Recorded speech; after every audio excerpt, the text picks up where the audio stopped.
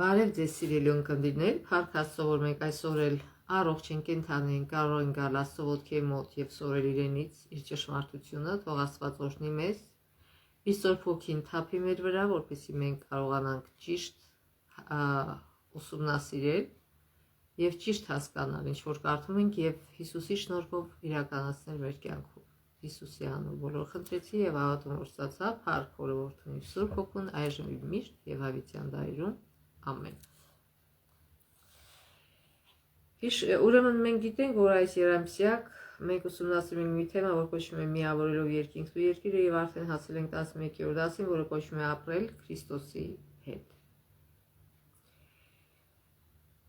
Հիշելու համար է Կողոսացիներ 3:14 եւ այս ամենի վրա սերը հագեք, որ կատարելության կապն է։ Այսօր մենք կտեսնենք, թե ինչպես կարող է Քրիստոսի հետ ապրելը փոխել մեր կյանքը եւ տարբերություններ մտցնել ինչպես հիմա, այնպես էլ հավիտյան։ Կարդանք Կողոսացիներ 3:1-4 համարները։ Եթե հարություն առա Քրիստոսի հետ, ապա փնտրեցեք վերին բաները։ Այնտեղ, ուր Քրիստոս նստած է Աստծու աջ կողմ։ Վերին բաների մասին խորհեցեք եւ ոչ թե այն, որ այստեղ երկրի վրա է։ Քանզի մեռած եք եւ ձեր կյանքը պահված է Քրիստոսի հետ Աստծո մոտ։ Իսկ երբ Քրիստոս ձեր կյանքը հայտնվի, այն ժամանակ դուք էլ նրա հետ կհայտնվեք փառքով։ Այսինքն քանզի մեռած եք ձեր հին կյանքի, ձեր հին մարդու համար։ Լեռան գագաթից կարելի է տեսնել շուրջ բոլորը տարածվող հսկայական բնապատկեր, հնուց ի վեր հաճախակի լեռներ են այցելել նրանք, ովքեր ձգտել են Աստծո հետ ավելի մտերիմ փորձառություն ունենալ։ Սաղմոս 121:1-2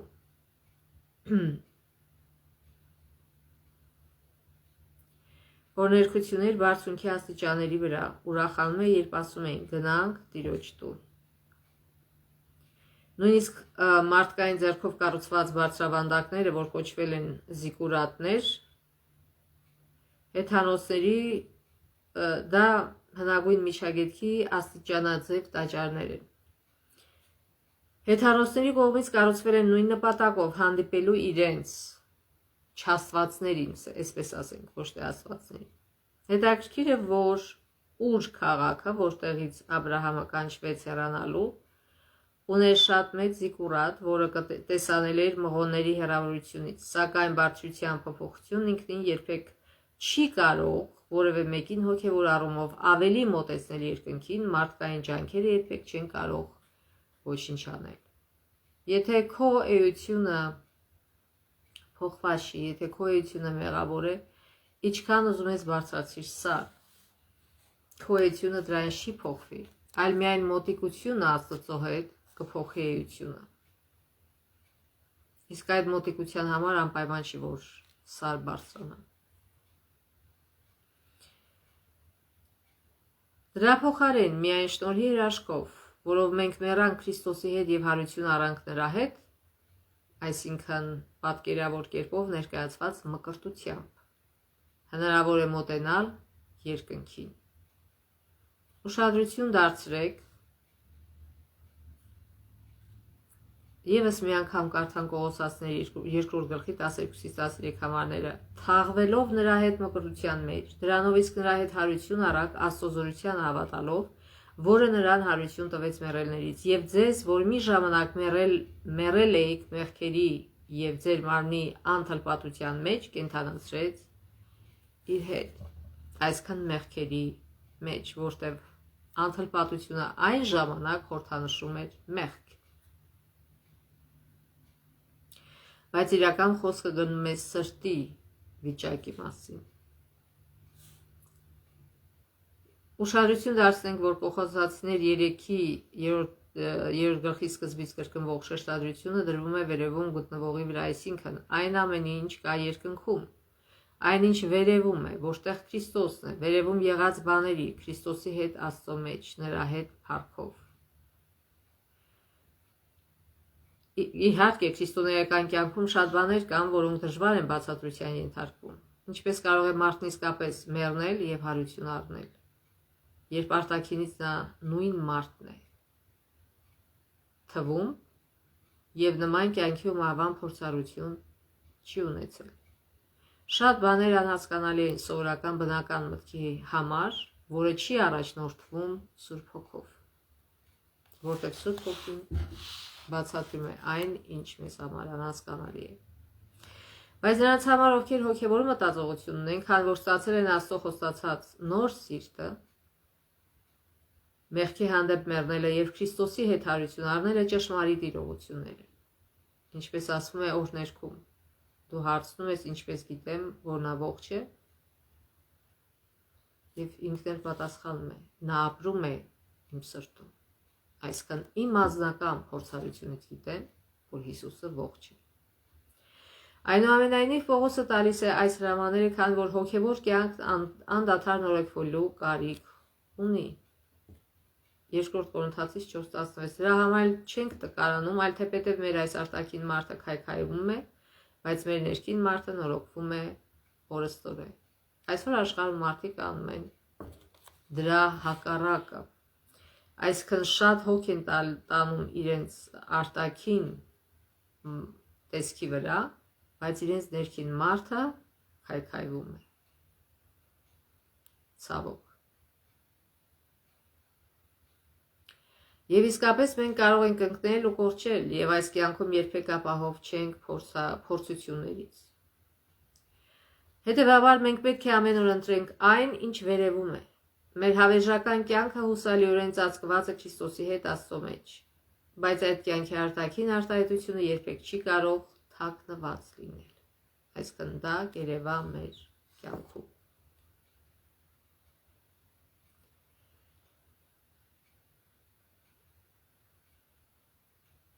Այսօր մենք լսում ենք բազմաթիվ կարգախոսներ, վերջ պատերազմներին, վերջ անտարահատումներին, վերջ միջուկային զենքերին, բայց կա մի կարգախոս, որը հավանաբար երբեք չենք լսել, վերջ երկրայինին։ Դա պարզապես չի համապատասխանում մեր աշխարհի զգացողություններին։ Դա չի նշանակում, որ մյուս կարգախոսները սխալ են կամ սխալ արժեքներ են պաշտպանում։ Դրանք պարզապես շատ կարճատես են, հաշվի առնելով, որ հավերժությունը մոտ է։ Այսինքն պատերազմները վատ բաները ինչից է սկսում, երբ որ մարդիկ չափազանց շատ են կենտրոնանում երկրայինի վրա, այսինքն անցավոր, մեղավոր կյանքի վրա, իրենց մեղավոր արժեքների վրա։ Պողոսը քիչ հետո ինքը կբացատրի, թե ինչ է նշանակում չլինել աշխարհիկ։ Մեր ուշադրությունը պետք է լինի բարձր, հավերժորեն բարձր։ Կողոսացիներ 3-րդ գլուխ 5-6 համարները սպանեցեք ուրեմն, տեսեք հիմա Պողոսը բացատրում է, թե ինքը ինչ նկատի ունի աշխարհի տակ։ Նա չի ասում աշխարհից դուրս եկեք, եւ Հիսուսն էլ աղոթում էր, իր հորը ասում էր, ես չեմ խնդրում, որ իմ աշակերտներին աշխարհից վերցնես, այլ որ նրանց պահես աշխարհում, այսինքն ինչպես պահես, սուրբ պահես։ Սպանեցեք ուրեմն ձեր երկրավոր ցանկությունները, դեն գցեցեք պոռնկություն, պղծություն, հորի կրքեր, չար ցանկություն եւ ագահություն, որ կռապաշտություն է։ Դրա համար է, որ անհնազանդ որդիների վրա գալիս է Աստծո բարկությունը։ Այսինքն այստեղ Պողոսը ցույց է տալի ինչ է նշանակում աշխարհիկ բաներ։ Դա նշանակում է պոռնկություն, պղծություն, հորի կրքեր,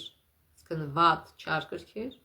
չար ցանկություն եւ ագահություն, որ կռապաշտություն։ Այսինքն ինքնին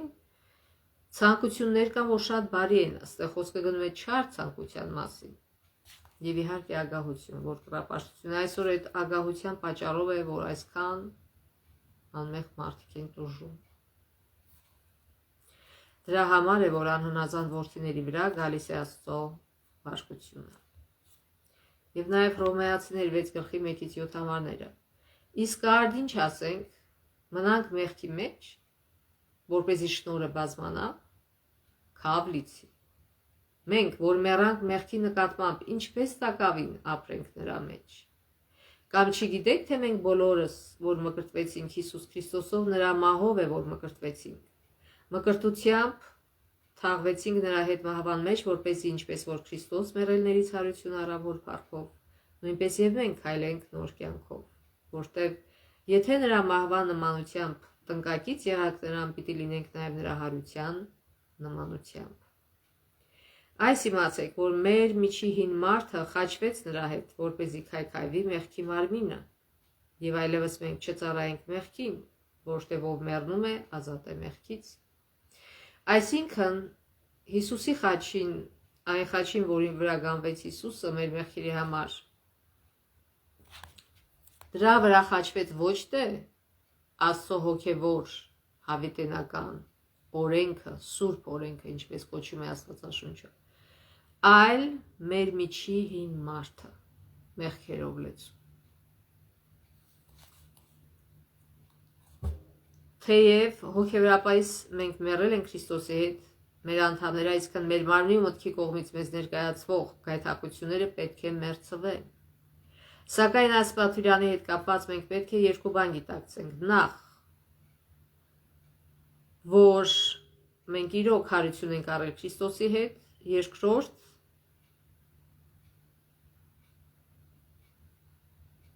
մենք կարող ենք մերձնել երկրային բաները, այսինքն պոռնկություն, անմաքրություն, կիրք, չար, փափագ, ագահություն եւ այլն։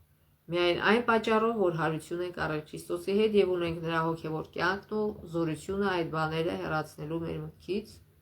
ու կյանքից։ Եվ Հռոմեացիներ 1:18-ում ասում է. Արդարև Աստծո բարկությունը երկնքից հայտնվելու է մարդկանց ամբողջ անհավատության եւ անիրավության վրա, քանի որ նրանք ճշմարտությունը անիրավությամբ են բռնած պահում։ Այսինքն աշխարհիկությունը ինչ է? Անիրավություն անելը։ Մարդ կարող է հոգևոր կոչվել, մարդ կարող է եկեղեցու ներկայացուցիչ լինել, նույնիսկ բարձրաստիճան անձ, բայց ինքը կարող է աշխարհիկ կյանքով ապրել, եթե անիրավ կյանքով է ապրում։ Անիրավ ինչ է նշանակում? Այսինքն այն կյանքով, որը իրավական չէ, օրենքից հեռու, որ օրենքը ինքը խախտում է ամեն օր գիտակցաբար։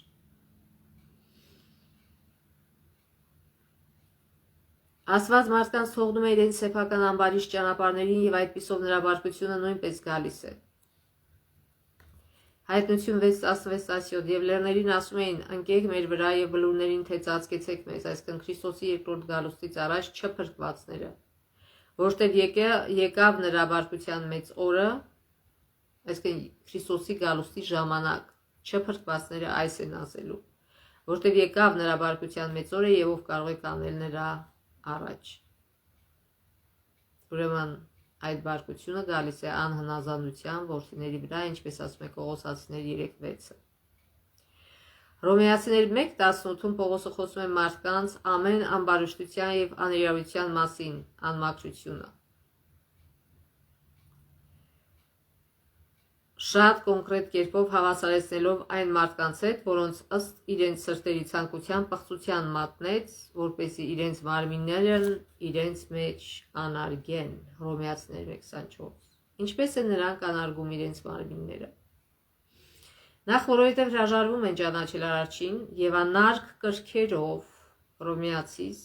1:26-27 համարները, անարգ կրքերով նրանց գերբնական հարաբերությունը անբնականի հետ փոխեցին, նույն կերպ էլ արուները էգերի հետ բնական հարաբերությունը թողած իրենց ցանկություններով բորբոքվեցին միմյանց հանդեպ, այսինքն այստեղ խոսքը գնում է հոմոսեքսուալիզմի մասին։ Շատ մարդիկ դատապարտում են հոմոսեքսուալիզմը, բայց իրենք էլ խախտում են նորից Աստծո օրենքը եւ շնանում են, այսինքն մենք կարդացինք, որ դա մեղք է, ոչ միայն հոմոսեքսուալիզմն է մեղք, այլ նաև այն, որ մարդը կամ կինը դավաճանում է իր ամուսնուն կամ ամուսնությունից առաջ հարաբերություններ ունի ուրիշի հետ, որտեղ ինչ կապ ունի, երբ ես դավաճանել ամուսնությունից առաջ թե հետո։ Այսինքն Աստված Ադամին տվեց Եվա, մի հատ Եվա, ոչ թե մի քանի հատ կանանց։ Մեղքը միայն հոմոսեքսուալիզմը չէ, մեղքը նաև դավաճանությունն է եւ շնությունն է, որ մարդիկ կատարում են։ Այսինքն, գիտեք, բժշկությունը ապացուցում է, որ Աստված է դրել այդ օրենքը։ Հոմոսեքսուալիստները շատ հիվանդություններ ունեն, իրանք կիսաառողջ վիճակում են ապրում, անդադ բժիշկների մոտ են գնում, ինչու, որտեվ խախտել են Աստծո բնական օրենքը։ Եվ ուղղակի զարմանալի է, ինչպես կարելի է համարել հաճույք մի բան, որը քեզանից վերցնում է քո առողջությունը։ Եթե դու չունես առողջություն, եթե այդ բանը վերցնում է քեզանից թե քո հոգևոր, թե քո ֆիզիկական առողջությունը, ինչպես կարող է այն հաճելի լինել։ Նույնը վերաբերում է նրանց, ովքեր մեկից ավելի մարդիկ են, այսինքն կանանց կամ տղամարդկանց են ունեցել իրենց կյանքում, որտեղ այդ մարդիկ էլ բժշկությունը ցույց է տալիս, որ այդ մարդիկ էլ շատ արագ սեռական հիվանդություններ են վարակվում, որը շատ վատ բան է։ Այսինքն ուղղակի ապշեցուցիչ է, չէ, ինչպես են մարդիկ իրանց իբր թե հաճույքի համար, իբր թե որտեղ դա հաճույք չի բոլորովին ենթարկում նման տառապանքների։ Այդ բոլորը ապացույց է, որ Աստծո օրենքն ճիշտ գործում այս երկրի վրա։ Եւ ով որ խախտում է Աստծո օրենքը, ինքը իր մարմնի մեջ դատապարտություն է ստանում։ Կողոսացիների 3 գլուխ 6-11 համար։ Դրա համար է, որ անհնազանդ որդիների վրա գալիս է Աստծո բարկությունը։ Դուք էլ եք մի ժամանակ ընթանում այդ մեղքերով, երբ ապրում էիք դրանց մեջ։ Այժմ դուք եւս թոթափեցեք այդ բոլորը՝ բարկություն, զայրույթ։ Այստեղ շարունակում է ցուցակը, թե ինչն է մեղք։ Բարկություն, զայրույթ, չարություն, հայհոյություն եւ խեղկատակություն ձեր բերաններից։ Մի ատեք միմյանց։ Հանեցեք ձեր վրայից հին մարդուն իր գործերով եւ հագեք նորը, այն, որ նորոգված է գիտությամբ ըստ իր առաջի պատկերի։ Այսօր ոչինչ չի օգնի այս աշխարհին, ոչ մի պրեզիդենտ, ոչ մի երկիր, ոչ մի պատերազմ, ոչինչ չի օգնի այս աշխարհին, այլ միայն մի բան, որ ամեն մարդ հասկանա, որ ինքը իր հին մարդը պիտի հանի իր մեջից, որը լեցուն է մեղքով, բարկությամբ, զայրույթով, չարությամբ, հայությամբ, խեղկատակությամբ, շնությամբ, ստությամբ, միայն դա կօգնի այս աշխարհը փոխել։ Եվ ինչ է ասում, եւ հագեք նորը, այն, որ նորոգված է գիտությամբ ըստ իր առաջի պատկերի, այլևս չկա հրեա, ոչ էլ հեթանոս, թլպատություն եւ անթլպատություն, բարբարոս, սկյութացի, ծառա, ազատ, այլ Քրիստոս, որ ամեն ինչ է ամեն բանի մեջ։ Քրիստոսը եկավ քանդելու այն պատերը, որ բաժանում է մարդկանց, սոցիալական, ազգային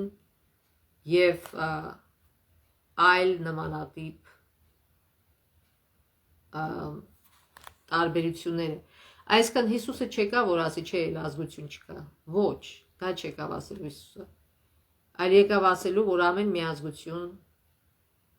հավասար է ուրիշ ազգության, աղքատը հավասար է հարուստին, հարուստը հավասար է աղքատին, որտեղ ինքը բոլորի համար նույն գինն է տվել։ Որ ոչ մի ազգություն մյուսի վրա չբարձրանա եւ ոչ մի ազգություն մյուսին չստորացնի։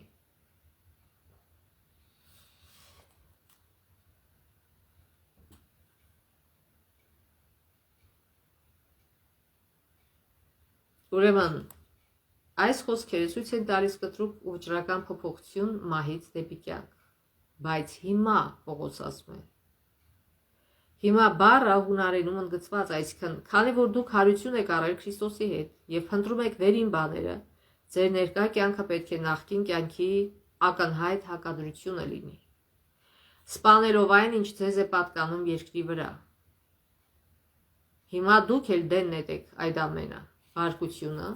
զայրույթը, չարությունը, հայհոյությունը, ամոթալի խոսքերը ձեր բերանից։ Այսինքն ո՞րն է աշխարհիկ։ Աշխարհի մեջ ապրելը ոչ։ Մարդիկ կան գնում են, դառնում են հայերեն ոնց է մենակյաց, որ ապրում են վանքում, վանական, հուսակրոն, չգիտեմ, ինչ են ասում այդ մարդկանց, որ աշխարհից հեռանում են, իբր թե մեղքի մեջ չընկնեն։ Բայց Հիսուս ասում է, աշխարհից պետք չի հեռանալ, պետք է աշխարհի մեջ ապրել եւ սուրբ ապրել։ Շատ հեշտ է իբր թե սուրբ ապրել առանձին վանքի մեջ, որպես վանական կամ չգիտեմ ինչ։ Բայց իրականում այս կյանքում է երևում քո հարաբերություններից մյուսների հետ արդյոք դու քրիստոնյա ես թե ոչ։ Մենակության մեջ ոչինչ չի պարզվում։ Այսինքն աշխարհիկության տակ Պողոսը նկատի ուներ մեղքերը, այն ինչ որ մինչև հիմա շարադրեցինք գումարած բարկություն, զայրույթ, չարություն, այություն, ամոթալի խոսքեր ձեր բերանից։ Թե զայրույթը, թե բարկությունը կարող է նկարագրել մեղքի հանդեպ, այսինքն Աստված չի ասում, աշխարհիկ չի նշանակում, որ մարդիկ աշխատում են իրանց առօրյա հացն են վաստակում։ Դա աշխարհիկ բան չէ, դա նորմալ երևույթ է։ Այսինքն դա վատ չէ, հակառակը լավ է, որ մարդը աշխատում է եւ իր առօրյա հացն է վաստակում։ Բայց աշխարհիկը ի՞նչն է։ Մեղքը։ Ասում եմ մեղքից կտրվեք։ Թե զայրույթը, թե բարկությունը կարող են նկարագրել մեղքի հանդեպ Աստծո արդար արձագանքը։ Մարկոս 3:5 Եվ Հիսուս ցասումով լցված նայելով նրանց եւ տրտմելով նրանց սրտի կուրության համար, նրա ցասումը խառնված էր տրտմության հետ։ Ասաց մարդուն, երկար իր ձեռքդ, եւ նա երկարեց ու նրա ձեռքը առողջացավ։ Ի տարբերություն դրա, մեզ այսպես են հորդորում Հակոբոս 1:19-20 Թող ամեն մարդ արագահաց լինի լսելու մեջ, ծանրաշարժ խոսելու եւ բարկանալու մեջ, որտեղ մարդու բարկություն Աստծո արդարությունը չի կատարում։ Չարամտությունը մեկ ուրիշի դժբախտությունն է ցանկանում։ Զրպարտությունը վարքաբեկելու նպատակ ունի։ Պողոսը դատապարտում է նաև վիրավորական ու անպարկեշտ խոսքերը եւ վերջապես արգելված է նաև միմյանց ստելը։ Քանի որ հանել եք ձեր վրայից հին մարդուն իր գործերով հանդերձ։ Եվ Պողոսի կողմից օգտագործված բայերը, որոնք նկարագրում են հնից նորի վերափոխումը, ակնարկում են հագուստը։ Կարծես մարդը հանում է հին կեղտոտ հագուստները եւ հագնում նոր սպիտակ հանդերձներ։ Զաքարիա 3:4, երբ որ Հիսուսը ներկայացնում է մեզ Աստծո առաջ, որպես մեղավոր, մեր մեղքերը վերցրած իր վրա, եւ ասում է հրեշտակը պատասխան տվեց եւ ասաց նրանց, որոնք կանած էին նրա առաջ, հանեցեք կեղտոտ հագուստները նրա վրայից եւ նոր սպիտակ հանդերձ հագցրեք, որը խորհրդանշում է բնավորություն։ Նման հին նոր տարբերակում է արվում նաև հին եւ նոր ուխտերի վերաբերյալ, որոնք համապատասխանաբար բնութագրում են օրենքի արտաքին տարով եւ Սուրբ Հոգու կողմից սրտում գրված օրենքով։ Այսինքն հնում Աստծո օրենքը գրված էր տախտակների վրա, հիմա Աստծո օրենքը գրում է մեր սրտի մեջ։ Դա չի նշանակում, որ հնում հնարավոր չէր մարդու սրտի մեջ գրել Աստծո օրենքը, իհարկե հնարավոր էր։ Քանի որ որոշումը արդեն կայացված էր, որ Հիսուսը պիտի գա եւ խաչվի, այսինքն ավանսով մարդիկ փրկվում էին, Աստծո շնորհքը իրենց սրտի մեջ դնում էր օրենքը եւ նրանք բնականաբար ենթարկվում էին օրենքին, բայց նորից Հիսուսի շնորհքով, որտեղ երբ որ ինքը եկավ եւ խաչվեց, կնիքը դրեց այդ ամենի վրա, այսինքն կատարվեց։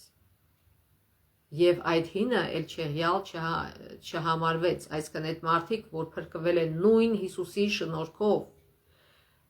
հին ուխտի ժամանակներում, դա չեղյալ էլ չհամարվեց, որտեղ Հիսուսը հաղթեց, կատարեց, ինչ որ ծրագրված էր։ Այս փոխաբերությունները նկարագրում են դարձիգալը եւ դրա հետևանքները, որոնք Պողոսն անվանում է նոր ստեղծված։ Մեր մասին նա այսպես է ասում, որ գիտությամբ նորոգված է ըստ իր արարչի պատկերի, ով անտեսանելի Աստծո պատկերն է։ Քրիստոսի մասին գիտելիք ձեռք բերելը նրա խոսքի միջոցով վերափոխում է մեզ։ Ինչպես ասում է Բ Կորինթացիս 3:18, նույն պատկերով կերպարանափոխվում ենք փառքի մի աստիճանից դեպի մյուսը։ Սա մեզ դուրս է բերում բոլոր էթնիկ, աշխարհագրական եւ սոցիալական սահմաններից։ Այսինքն կապ չունի դու աղքատ ես, հարուստ ես, թե որ ազգի ես պատկանում, դու կարող ես այս բարձրությանը հասնել, դու կարող ես Աստծո պատկերը թույլ տալ Աստծուն քո մեջ վերականգնել Աստծո պատկերը։ Քանի որ մենք ավելի բարձր թագավորության քաղաքացիներ ենք, այնպիսի թագավորություն, որտեղ մեղք գոյություն չունի։ Նկարագրելով վատ սովորություններն ու բացասական որակները, որոնք ջնջվում եւ մի կողմ են դրվում, երբ գալիս են Քրիստոսի մոտ, Պողոսն ասում է դրականին, կարծես տեղափոխվելով խավարից դեպի լույս։ Այսինքն, հերիք չէ դատարկել քո մեջից մեղքերը։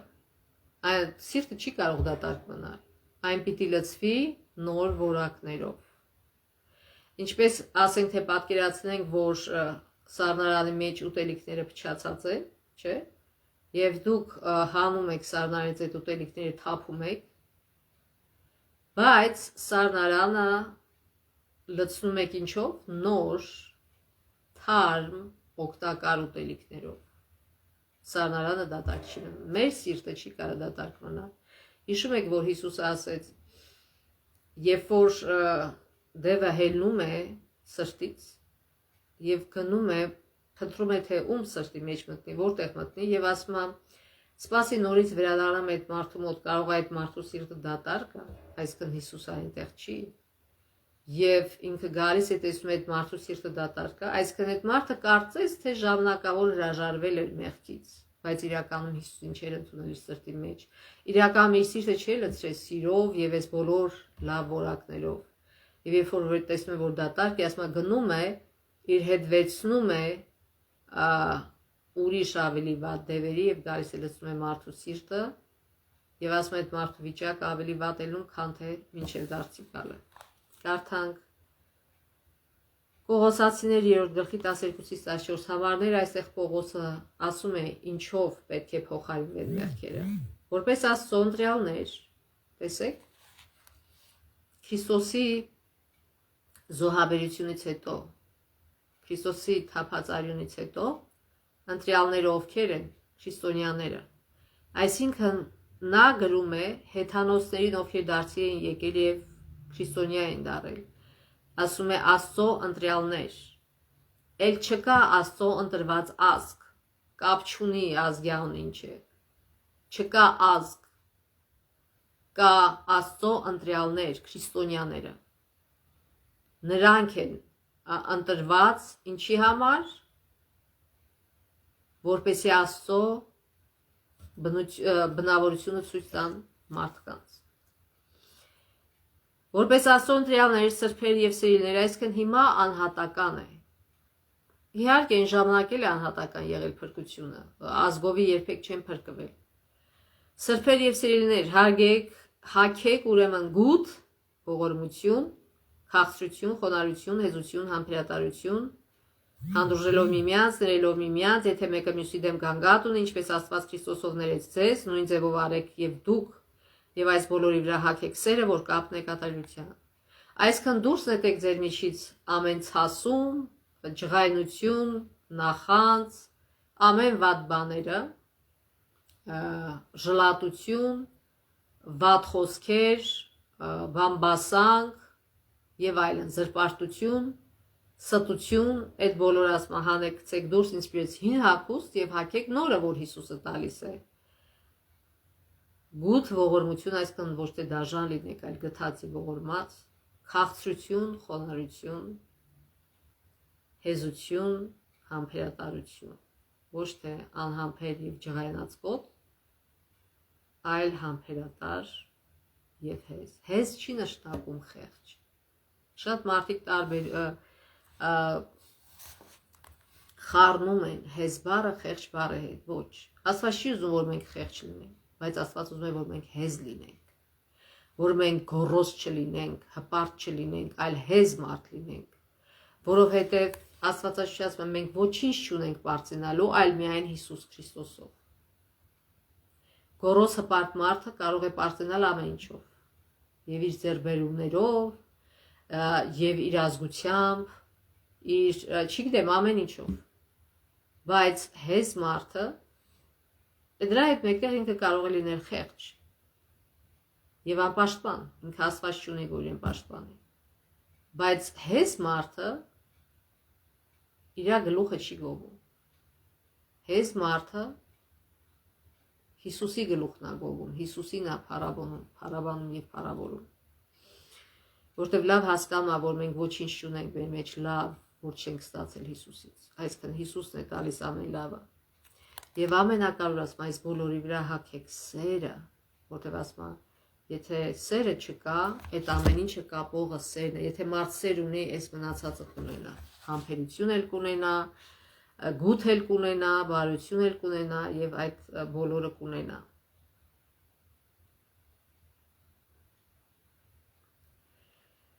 Ուրեմն Հիսուսին հավատացողները Աստծո ընտրյալներն են,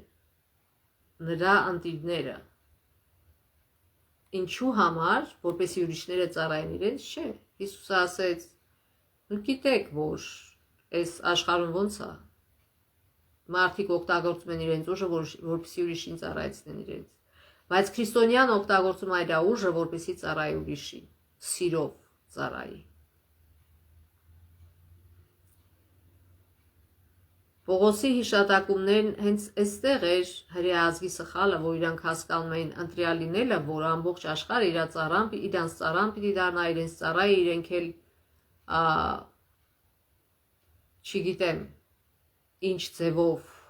պիտի ապրեն, որպես տերեր, նրանք էլ որպես ստրուկներ, բայց խոսքը բոլորովին դրա մասին չէր։ Իրանք չհասկացան եւ չկատարեցին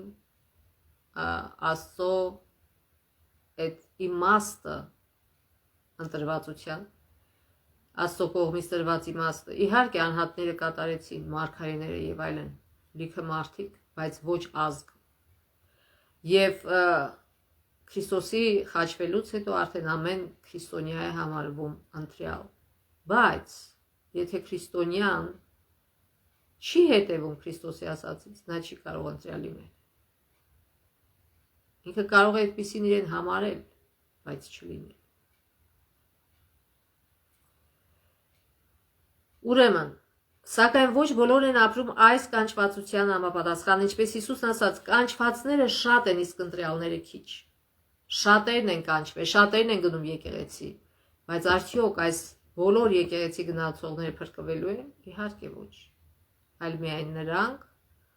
ովքեր կատարում են Աստծո խոսքը, ովքեր իրոք լրջությամբ ընդունում են Աստվածաշնչի խոսքերը եւ կատարում են իրենց կյանքում, ովքեր Հիսուսին ունեն իրենց սրտում։ Պողոսի հիշատակումներն ընտրյալների առումով ունեն նույն իմաստը։ Ուրեմն այս առավելությունը կարևոր պատասխանատվություն ունի, որպեսզի նրա առաքինությունները քարոզեք, ով ձեզ խավարից դեպի իր կանչելի լույսը կանչեց։ Եվ մենք հիմա դառնում ենք մեր ապրելակերպով։ Արդյոք դա արեց Իսրայելը, ոչ, չարեց։ Իրանց ապրելակերպով իրանք միայն ստորացնում էին ուրիշ ազգերին։ Եվ եթե քրիստոնյան նույնն է այսօր անում, նա ոչինչով չի տարբերվում այդ մարդկանցից։ Քրիստոնյան կանչված է, որպեսզի մյուսներին բարձրացնի ստորացումից, բարձրացնի ցածր վիճակից, այլ ոչ թե հակառակը բրդի գցի ստորացնի։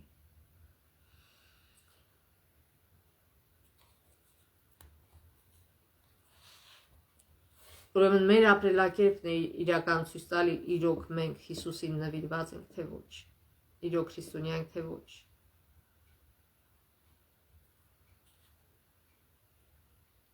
Ուրեմն այս հատկությունները, որ մենք նշեցինք, գութ ողորմություն եւ այլն, կարող են բխել միայն Քրիստոսի հետ միացած սրտից, քանի որ դրանք նկարագրում են նրա բնավորությունը եւ այն, թե ինչպես են հավարվել մեզ հետ։ Մենք պետք է ներենք մյուսներին, ինչպես Տերը մեզ ներեց։ Սերը կատարելության կապն է, քանի որ նրա սերը մեր հանդեպ մեզ կապում է նրա հետ եւ հնարավորություն է տալիս ճշմարտապես սիրելու ուրիշներին։ Հովհաննես 4:11-12 Սիրելիներ, եթե Աստված այսպես սիրեց մեզ, ապա մենք եւս պարտավոր ենք սիրել միմյանց։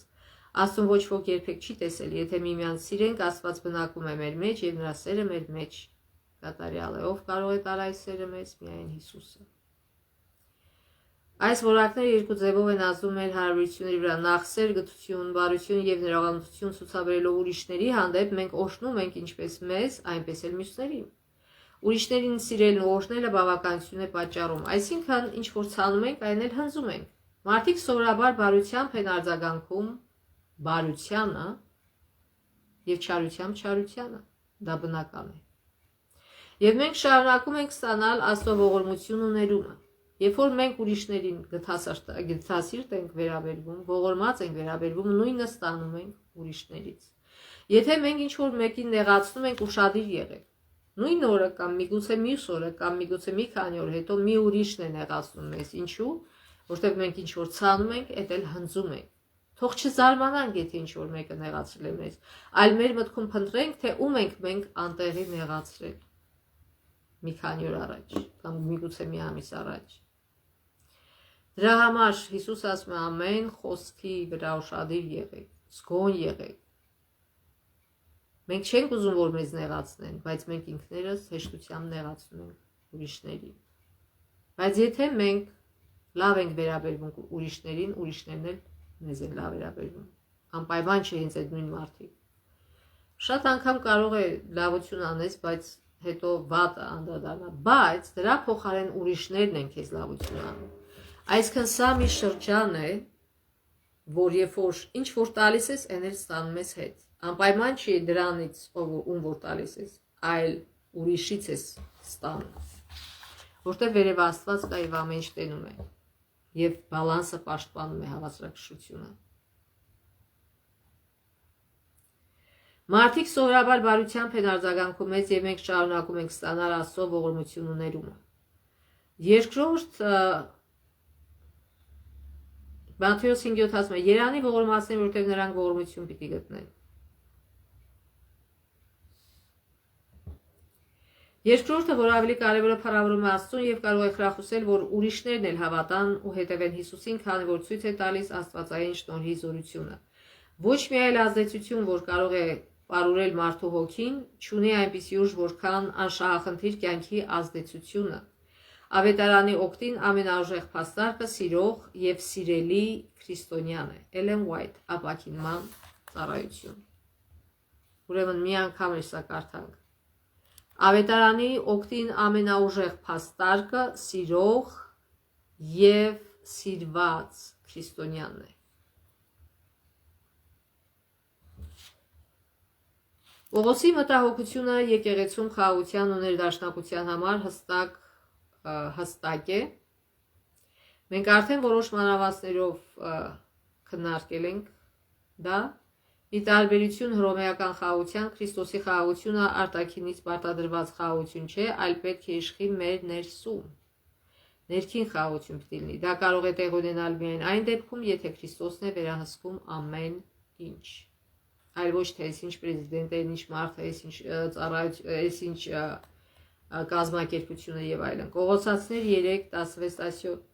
Թող Քրիստոսի խոսքը բնակվի ձեր մեջ առատապես, որ կատարյալ իմաստությամբ ուսուցանեք եւ խրատեք միմյանց, ոչ թե միայն շատ քարոզիչներ կարծում են, որ միայն իրանք են խրատողը եւ իրանք ոչինչ չունեն խրատվելու, բայց այստեղ պարզ ասում է ուսուցանեք եւ խրատեք միմյանց սաղմոսներով, օրհներկություններով եւ իհարկե քարոզիչը բացառություն չէ։ Նա էլ սովորական մարդ է, ինչպես եկեղեցու մյուս անդամները։ Սաղմոսներով, օրհներկություններով, հոգևոր երգերով, երախտագիտությամբ օրհնելով ձեր սրտերում Աստծուն։ Եվ ինչ որ անեք խոսքով եւ գործով, բոլորն արեք Տեր Հիսուսի անունով, գոհություն մատուցացեք նրանով Աստծուն եւ Հորը։ Ամբողջ չարիքը, թե կրոնի, թե աշխարհի մեջ գալիս է նրանից, որ այդ բարձրաստիճան այրերը կարծում են, թե իրենք անսխալական են։ Եվ կարծում են, թե իրենց կարելի է մեղք գործել, այն ցածրերին չի կարելի մեղք գործել, այդպես չէ։ Առաջինը բարձրաստիճան այրերը պիտի մեղք չգործեն, որպեսզի օրինակ հանդիսանան մյուսներին։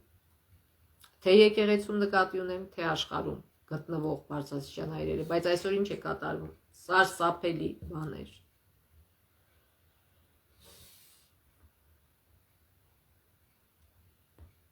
Լեզուն շատ նկարագրական է, այն պատկերում է Քրիստոսի խոսքը, որը բնակություն է հաստատում մեր մեջ։ Դա տեղի ունենում, երբ մենք ուշադրությամբ կարդում ենք Աստվածաշունչը, որպեսզի լսենք ու սովորենք Աստծո իմաստությունից։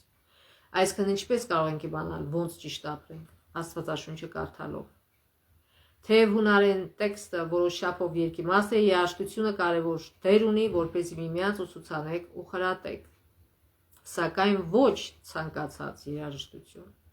Երաժշտություն կա, որ բարձրացնում է մարդուն, երաժշտություն կա, որ ցածրացնում է մարդուն։ Այստեղ եւ Եփեսացիներ 5:19-ում, որպեսզի խոսեք միմյանց հետ սաղմոսներով, օրհներգություններով, հոգևոր երգերով, որպեսզի երգեք եւ ձեր սրտերում սաղմոս ասեք Տիրոջը, Պողոսը օգտագործում է շատ կոնկրետ տերմիններ՝ սաղմոսներ, օրհնություններ, հոգևոր երգեր։ Հոգևոր երգեր արտահայտությունը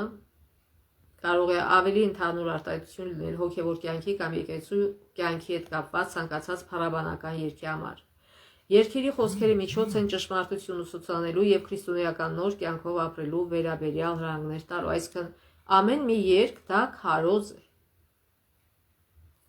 Եվ երգը, հոգևոր երգը պետք է համապատասխան երաժշտություն ունենա, որպեսզի իրոք բարձրացնի։ Ոչ թե մի ձևի խոսքեր են դնում, բայց երաժշտությունը կարող է լինել շատ ագրեսիվ, կարող է լինել նույնիսկ ռոք, որը բոլորովին չի բարձրացնում մարդուն։ Կարող է լինել ռաբիս, որը ընդհանրապես կապ չունի քրիստոնեության հետ, այսինքն շատ կապ ունի, թե իրոք խոսքերը բռնում են, եթե խոսքերը վեհաշունչ են, ուրեմն երաժշտությունն էլ պիտի վեհաշունչ լինի, երաժշտությունն էլ պիտի վեհացնի խոսքերի հետ միասին։ Վերջին մի քանի դարերի շատ մեծ օրհներգեր հույսի եւ վստահության հզոր վեհացնող ուղերձներ են, որոնք այնքան անհրաժեշտ են այն աշխարհում, որն այդքան թեթևորեն մեզ բոլորից ներքև է քաշում։ Երաժշտությունը հզոր ազդեցություն ունի։ Կլինիկորեն ապացուցված է, որ դասական խաղաղ երաժշտությունը նվազեցնում է անհանգստությունը, առավելագույն բնականոն վիճակի է բերում ուղեղի աշխատանքը, առավել հանգստություն է պարգևում, օգնում է ցավի դեպքում եւ խթանում ներգրավելու սոցիալական կյանքի, եւ նաեւ պարզել են, որ Բախի չեմ հիշում, որ սիմֆոնիան 40%-ով սպանում է ռակի բջիջները, քաղցկեղի բջիջները։ Այո, երաժշտությունը լսելով քաղցկեղի բջիջները մահանում են։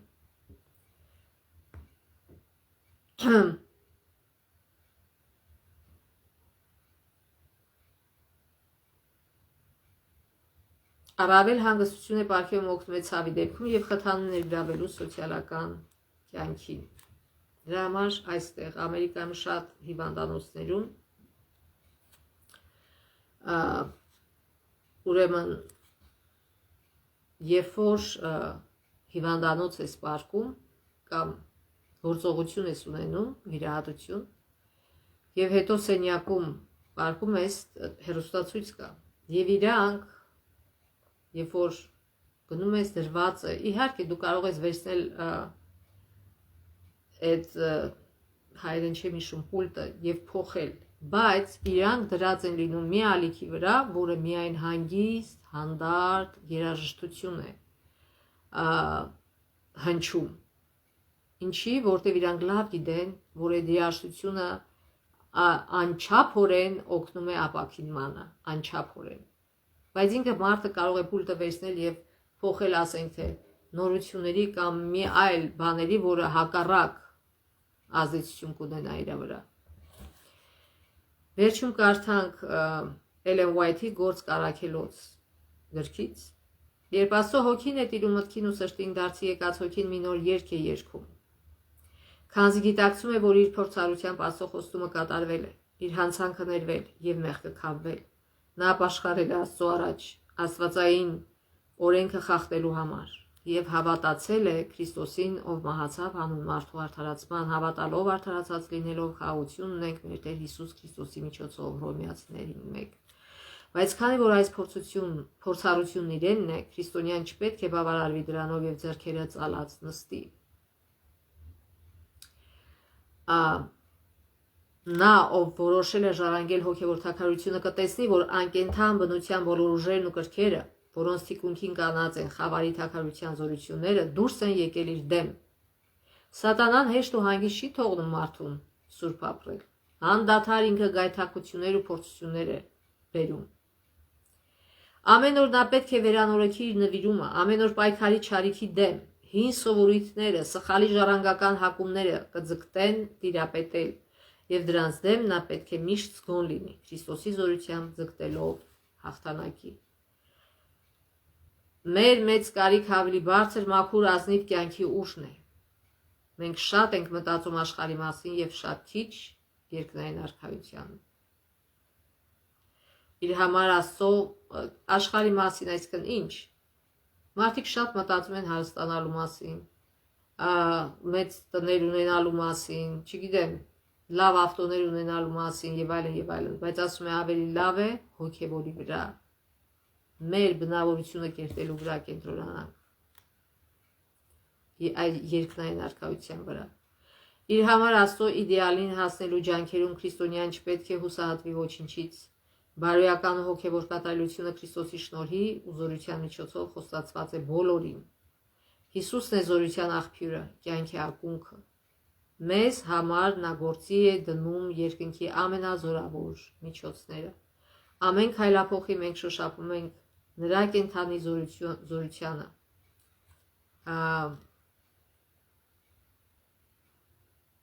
Կամ հոգևորապես տեսնում ենք նրա կենթանի զորությունը։ Ուրեմն, տեսեք, սա մեծ ուրախություն մեզ պիտի տա եւ ոգևորի մեզ, որ մեզ համար Աստված գործի է դնում երկնքի ամենազորավոր միջոցները, եւ եթե մարդը ուզում է հաղթել, նա անպայման կհաղթի։ Չկա թույլ կամ ուժեղ մարդ, կա մարդ, որ ուզում է հաղթել, եւ կա մարդ, որ չի ուզում։ Ուզում է ապրել ինչպես բոլորը մեղքի մեջ, չի ուզում վերանորոգել իր ներսը,